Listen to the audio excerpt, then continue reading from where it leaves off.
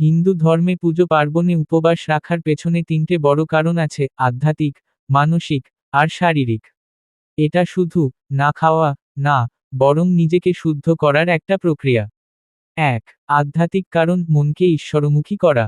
হিন্দু বিশ্বাস অনুযায়ী খাবার হজম করতে শরীরের অনেক শক্তি লাগে। উপবাস করলে সেই শক্তি বেঁচে যায়, সেটা ধ্যান, জপ, পুজোর দিকে দেওয়া যায়।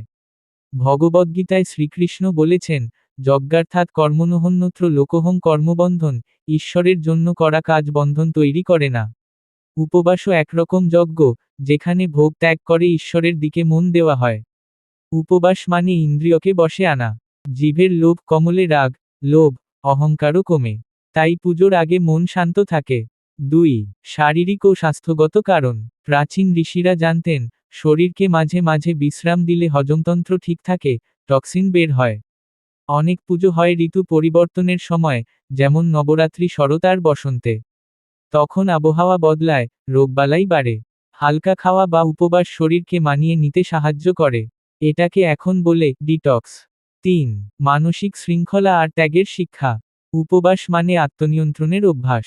আজ খাবার ত্যাগ করলাম, কাল রাগ ত্যাগ করতে পারবো, এই মানসিক জোর তৈরি হয়। অনেক সময় উপবাসের সাথে দান, গরিবকে খাওয়ানোর রীতি থাকে। নিজে না খেয়ে অন্যের কথা ভাবার অভ্যাস তৈরি হয়। ৪. আলাদা আলাদা পুজোয় আলাদা নিয়ম। সব উপবাস একরকম না।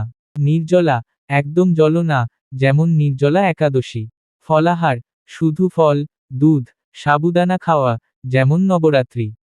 একাহার, দিনে একবার খাওয়া, যেমন কারোয়া চৌথ।